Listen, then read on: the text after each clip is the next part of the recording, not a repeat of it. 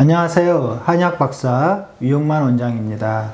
이번 시간에는 진전에는 어떠한 종류의 손떨림이 있는지에 대해서 말씀드리도록 하겠습니다. 진전에는 크게 세 가지 종류의 진전 형태가 있는데요. 첫 번째로는 안정진전, 레스트 트레머라고 해서 손을 예를 들면 가만히 있을 때 떨리는 경우입니다.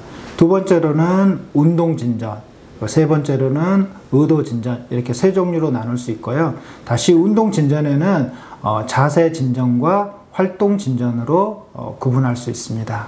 좀 더 자세하게 각각의 진전에 대해서 말씀을 드리면, 안정진전의 경우에는 그림과 같이 손을 무릎이나 고정된 책상 위에 올려놨을 때 떨리는 경우를 우리가 안정진전이라고 하는데요.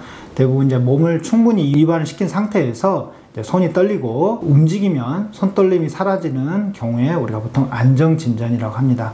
이러한 안정진전은 대부분 파킨슨병 환자에게서 특징적으로 나타나는 떨림 증상입니다. 하지만 그 본태성 진전이 좀 심한 노인분들의 경우에서도 이러한 안정진전이 나타날 수 있는데요. 이런 경우에는 환자분들이 혹시 자기가 파킨슨병은 아닌지 이렇게 오해하는 경우가 있기 때문에 이때는 좀 자세한 진찰이 필요합니다. 그리고 이러한 안정진전은 대부분 손에서 시작해서 점점 상지라든가 하지 또는 얼굴 쪽으로 이렇게 진행되는 경우가 많이 있습니다. 그리고 보통 이러한 안정진전은 1초에 4번에서 6번 정도 떨리는 특징을 가지고 있습니다. 두 번째 진전은 운동진전이라고 하는데요. 자세진전은 최익성 진전이라고 합니다. 그리고 활동진전, 이렇게 두 가지로 구분할 수 있는데, 그림에서 같이 자세성 진전은 예를 들면 손을 이렇게 가만히 들고 있을 때 이렇게 떨리는 경우, 또는 이런 식으로 검사를 할 때 이렇게 하는데요. 이렇게 할 때 이렇게 손이 떨리는 경우, 이러한 경우에 우리가 자세 진전이라고 합니다.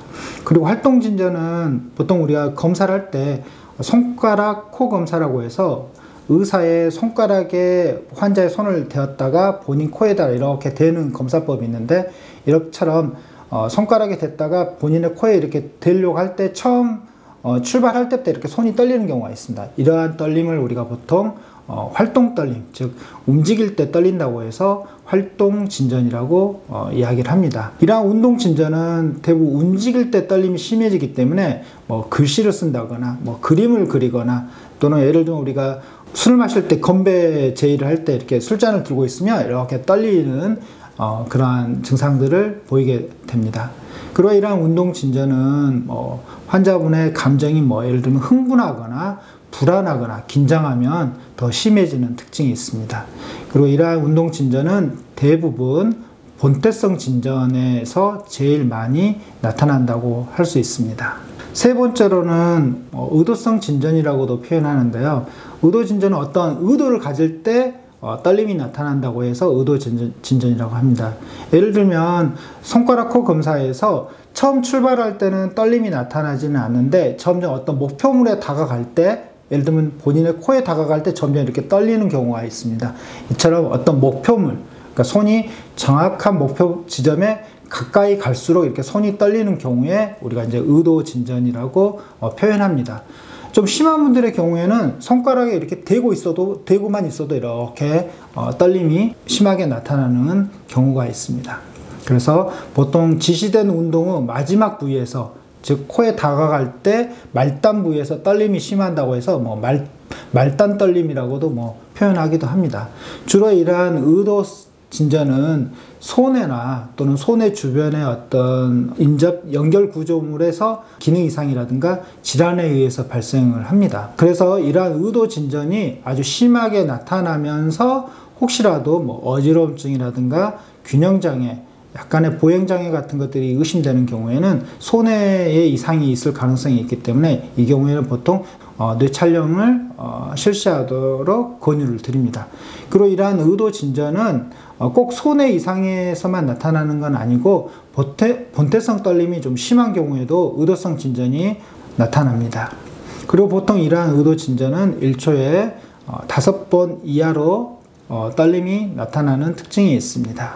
마지막으로 이러한 떨림들이 어떠한 원인 질환일 때 특징적으로 나타나는지 좀 더 말씀을 드리면, 예를 들면 파킨슨 병의 경우에는 자세 진전이나 운동 진전도 나타날 수 있지만 대체적으로 이러한 안정 진전에서 또는 많이 나타난다고 보시면 되고요. 중내 진전의 경우에도 보통 안정 진전이 나타나고, 본태성 진전의 경우에는 안정 진전도 간혹 나타나지만 대부분 활동 진전에서 가장 많이 나타난다고 할 수 있습니다. 손해성 진전의 경우에도 운동 진전에서 가장 떨림이 흔히 나타나고요.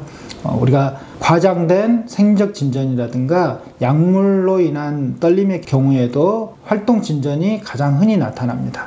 그리고 근긴장 이상성 진전의 경우에도 이처럼 자세 진전, 운동 진전, 즉 활동 진전이 가장 많이 나타난다고 할 수 있습니다. 그래서 떨림의 형태만 보더라도 어떠한 질환이나 어떤 부위의 이상으로 인해서 떨림이 나타났다는 것을 확인할 수가 있습니다. 이번 시간에는 손떨림 형태, 종류에 대해서 말씀을 드렸습니다. 감사합니다.